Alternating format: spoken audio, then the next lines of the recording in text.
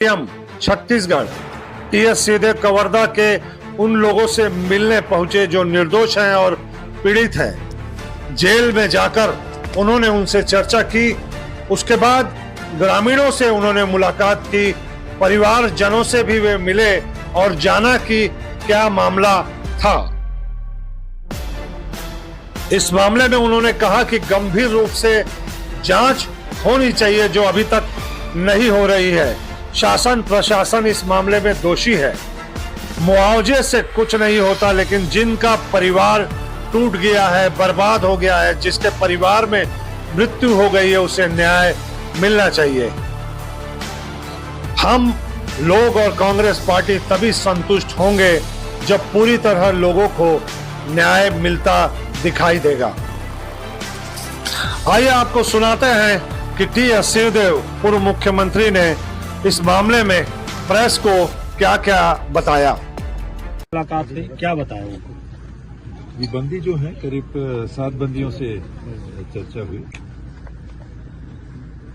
इसमें ज्यादातर वो लोग थे जिन्होंने लाश को उतारने के लिए, किसी को पुलिस से खबर आई थी, किसी को परिवार वालों ने बोला था कि वो वापस नहीं आए हैं, किसी को संदेश आया कि मध्य प्रदेश की सीमा में ऐसी लाश लटकी हुई है। इन लोग को बुलाया गया। तो करीब 5 या 6 लोग तो ऐसे हैं, 5 लोग की जो लाश के साथ थे। अर्थात उनका भी ये कहना था कि रात वहां रुके, लाश को पुलिस जब आई तो उतारा गया। उतारने के बाद में फिर पोस्टमार्टम की प्रक्रिया हुई। 2 बार पोस्टमार्टम हुआ।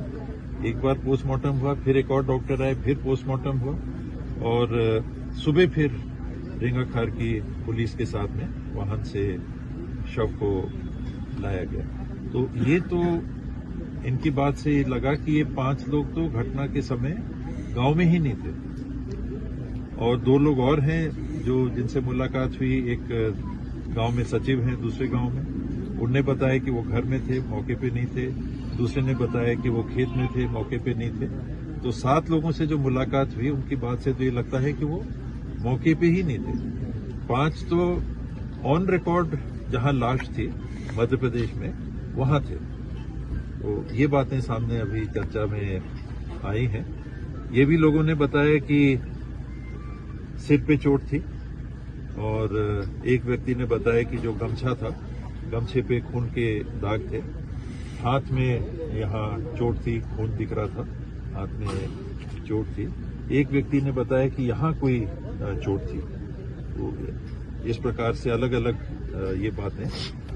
5 में से 3 लोगों ने बताया कि चोट थी और 5वें ने बताया कि जो कपड़ा था, गमछा जो पेड़ में लगा था, उस पे खून के निशान थे और दाहिने हाथ में यहाँ खून बह रहा था। ऐसा करते पूरे घटनाक्रम में कांग्रेस जो है कितना संतुष्ट है क्या जो कार्रवाई हुई उस पर? देखिए, मिलने से ही प्रथम दृष्टया दिख रहा है कि जो लोग बंदी हैं ये मौके पे ही नहीं थे।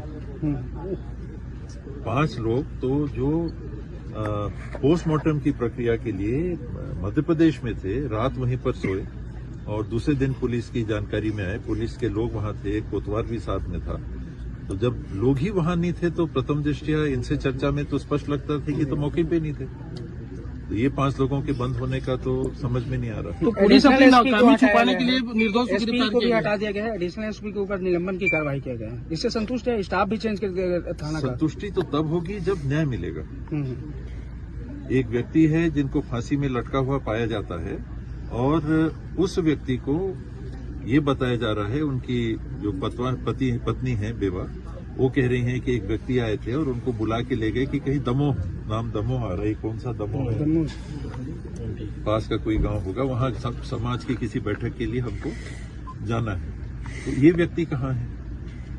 आखिरी व्यक्ति अगर उनके साथ ये गए तो इन व्यक्ति का कुछ पता नहीं चल रहा है। और जहां घटना हुई, जहां पर लाश पेड़ से लटकती हुई मिली, वहां से 100 मीटर, किसी ने 50 मीटर कहा, किसी ने 100 मीटर कहा, किसी ने रोड के पास कहा। एक रोड वहां से जा रही है, उसके पास में मोटरसाइकिल वहां थी, चप्पल भी वहीं थे।